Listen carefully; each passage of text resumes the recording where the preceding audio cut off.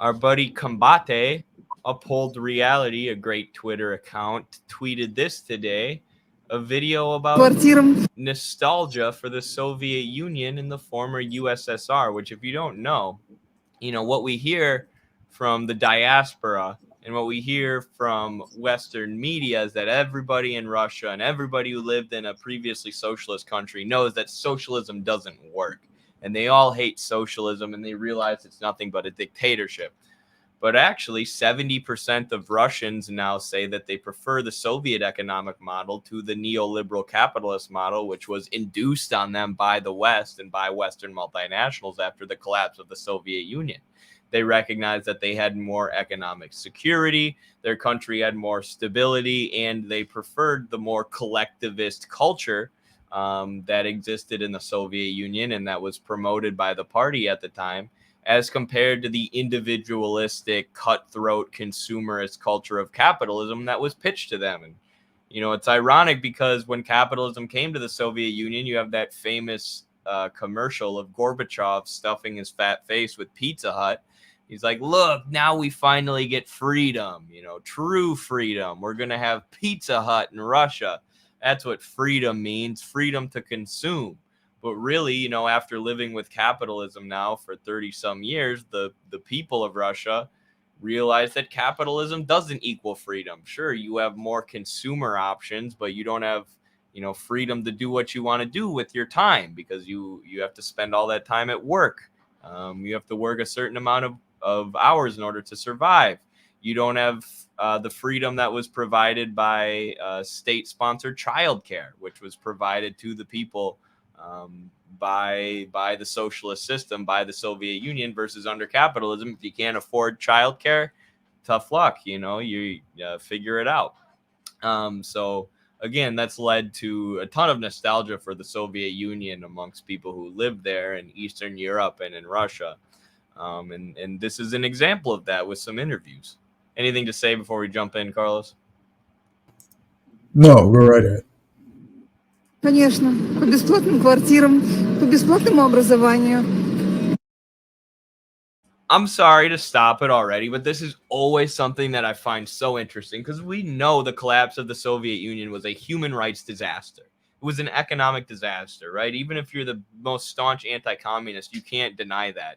Every standard of living, dropped. Malnutrition increased, poverty increased, homelessness increased, drugs and prostitution flowed over the border for the first time in years, right? So we know that people probably miss the free apartments and the free education and the free daycare and the material things.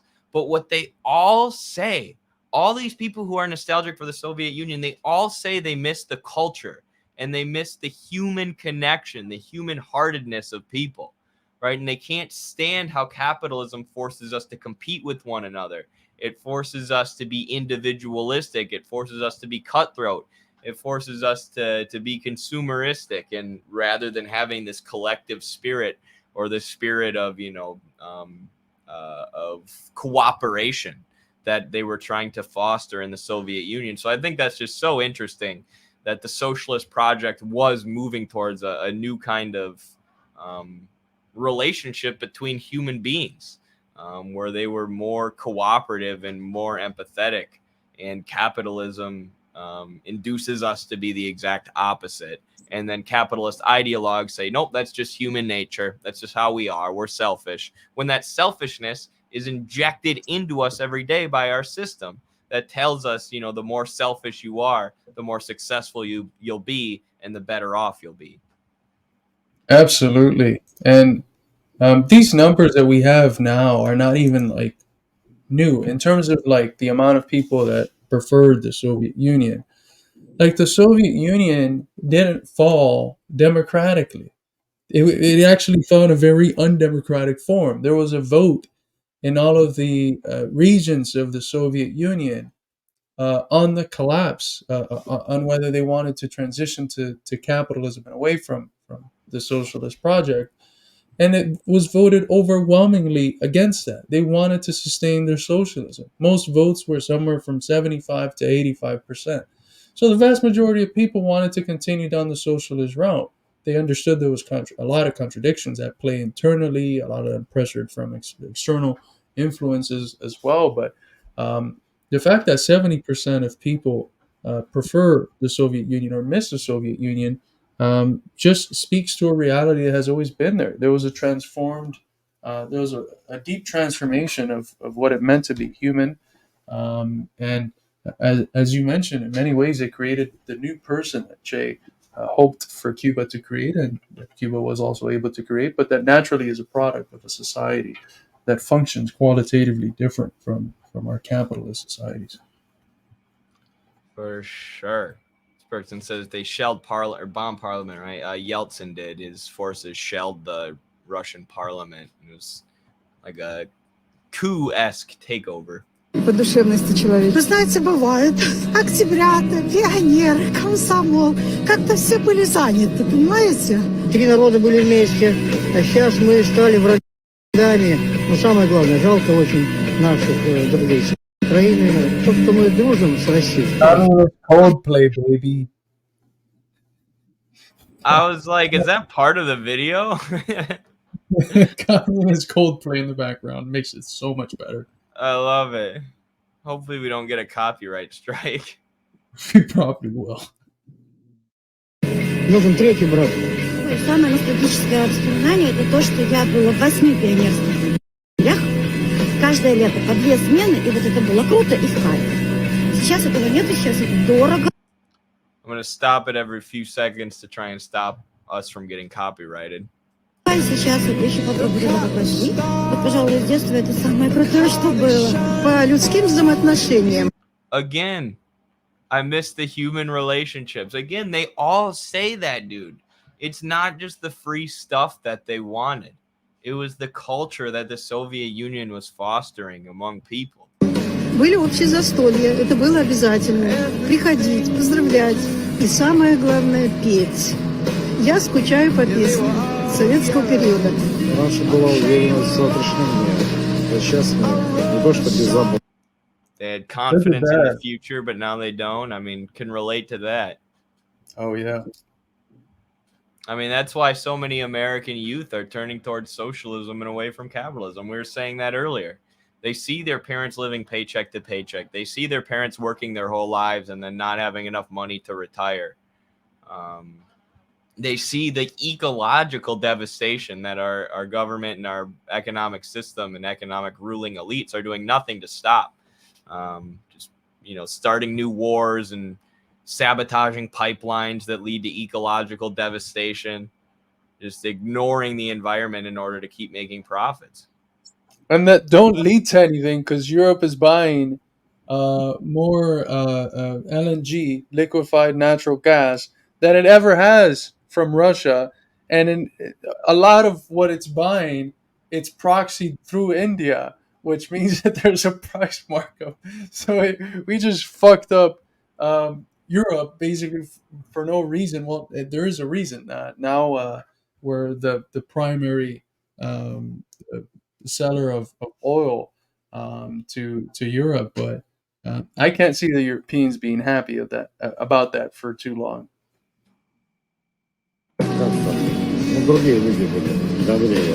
People were kinder again. Куда не приезжаешь, что была родина? Ну, допустим, я строил метро, в Армении строили мы. Вот, сейчас вот когда бы я поехал туда строить? Никогда.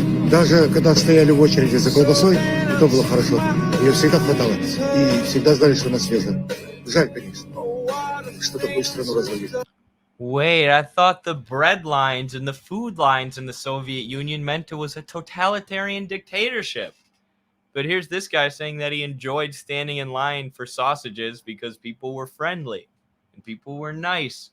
You had that human connection. That's different than the narrative I've been beat over the head with since 2nd grade.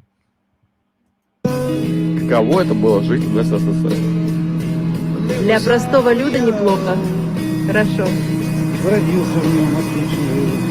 Да, я закончил образование бесплатное, This is, by the way, this is what communism with American characteristics looks like. It's like talking about the people with Coldplay in the background. That's where the American character. We're gonna force whatever his name is, the guy from Coldplay, to continue putting out bangers once we win. Exactly. What is it? Chris Martin?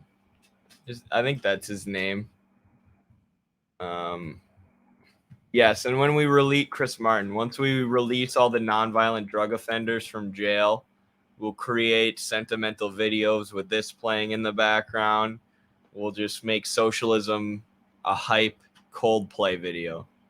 Нет таких отказов, что, допустим, не возьмем, не примем. Ну, было все доступно. Зарплаты, состояние, эгалите, почти равенство. Не было, скажем. Я занимался спортом бесплатно. Oh, man. That one hurts me. That's one of my favorite things about the Soviet Union was they had gyms and sports for people who were part of the unions or, for workers. And it's so... Like in America, I talk about this all the time, but you play sports in high school and college, and for so many people, it's a sense of connection, right? It's a sense of purpose. It's a source of community that you always have. You have a built-in friend group if you choose to do a sport in college when you go to college because you have your team. And I've seen it time and time again because I'm a college wrestling coach and wrestled in college, so this is my area. When people leave college and when they leave their sports, they have a hard time closing the yearbook because they're sad, because they've lost that sense of purpose, that sense of drive, and most importantly, that sense of community that you get from your teammates, that you get from working together with people towards a common goal every day. And, that's when we talk about how capitalism puts us in a competition with each other. We mean, in terms of fighting for resources and fighting to see who can brown nose the boss the hardest. And then the capitalists themselves are in a competition, right? That's the kind of competition we're against. Sports provide a healthy competition. It provides a way for humans to exercise their competitive nature in a way that doesn't, involve stepping on the throat of someone else in order to get rich. There is a inherent competitiveness in humans, but that's not the only thing that drives humans. But free sports, expanding sports, and offering sports to people past college age, and giving working people enough free time so that they can pursue things outside of the workplace. That gets to me. That's part of the reason I'm part of this struggle for socialism. Бесплатно. Я учился бесплатно. Я лечился бесплатно. Меня все устраивало. Мне было хорошо. Даже я сама занималась спортом, я не хочу сказать, что я Again with the sports. была там великим. Но то, что мне нравилось, я занималась везде, в «Динамо», в трудовых резервах. Все секции, все дети в школу ходили. Школа у нас это дом родной. Вот сейчас я не знаю, конечно, как у всех, но мы, все наши одноклассники, мы встречаемся как одна семья. Уверена, завтрашний день и главная гордость за жизнь прекрасного страны. That goes back to what we were talking about with patriotism, right? Socialism allows you to capture a real form of patriotism. What the American ruling class loves is American exceptionalism and super patriotism. This idea that we're the greatest, so we can invade Iraq with no reasoning, and it's all for the benefit of their people. It's for freedom and democracy. It's nonsense. But this is real patriotism, being proud of your country and the way that it takes care of its people. And not just being proud, but having love for the working class, for the your fellow countrymen, for the masses, for the people that you go to work with and that you go to school with and that you play sports with every single day. Having love for them and wanting to take care of them. That's real patriotism. That's why I'm sorry. I know, a lot of people on Twitter love to call us pat socks, but, yeah, I do have patriotism. No, I don't, support the Iraq war and the Afghanistan war and all these forms of super patriotism, but I love the working class people in this country. I love the American masses. I don't view them as a bunch of evil imperialist settlers. Yes, some of them have been tricked by bourgeois and imperialist propaganda. That's what we're trying to do here with Midwestern Marx is work on that. But, everybody or the vast majority of people that you meet day to day are inherently good and they deserve, to have their material needs met. And if they were given the opportunity to flourish, they really could. But a lot of people are deprived of that under capitalism. And in that sense, I'm patriotic, that I desperately want to help the American people flourish.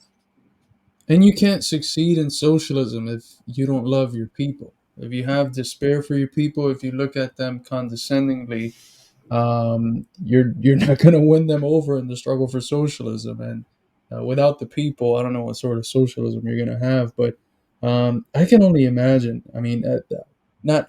It's easier for me to imagine because I got Cuba as my other homeland that I'm patriotic for.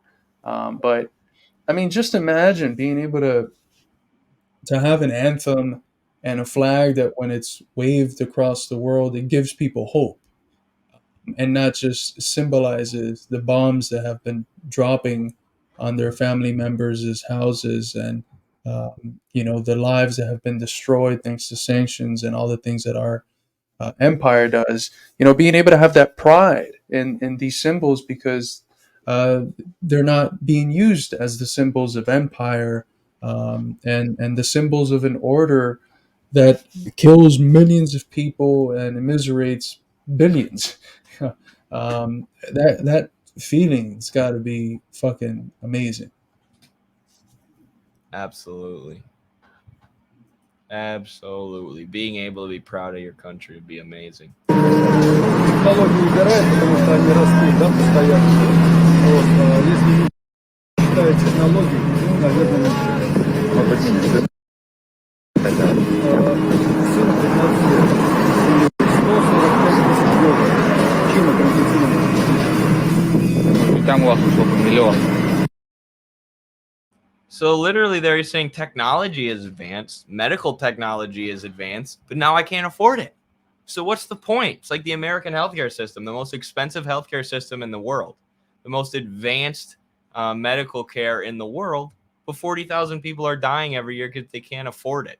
It's like, what's the point of all these technological advances? What's the point of having Pizza Hut in our country if no one can afford to eat? And in terms of spending, we're spending. It's the same thing with the military. With healthcare, we're spending more than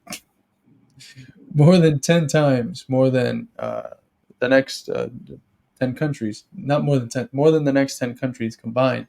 But our results in terms of efficiency are nowhere near the top. That means we're spending so much, and our results are like very, very mediocre. It's not an efficient system. It only works for the insurance companies, the pharmaceutical industrial complex, and it doesn't work for the people.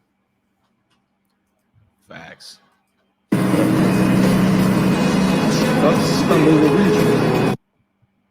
Конечно, лучше что. Город растет, страна растет. Но плохо все. И все должны учиться.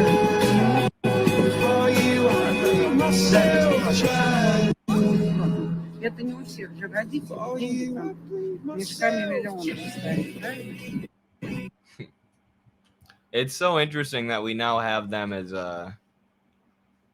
an example of what it's like when people have socialism and then they are induced with this neoliberal shock therapy where they move towards, closer towards capitalism. I wouldn't say that capitalism has been fully restored in Russia. Like, there's lingering effects of the Soviet Union. What Putin did was nationalizing a lot of major industries, literally just the government seizing major industries and sources of productive power from the capitalists and reinvesting them in the Russian people. Like, that's something that could never happen in a neoliberal capitalist country like the US, right? So there are parts of their economy that are socialistic, and the closer Russia moves towards China and the more they combat the US, the more they'll have to reconcile with their socialist history. But it's such an interesting case study that we have all these people who lived in previously socialist countries who then, saw what capitalism was like, and a lot of them were lied to by the propagandists at the time who said capitalism's better, capitalism's freedom, and they hadn't known anything else besides socialism. Then they got a taste of capitalism and they're like, fuck this.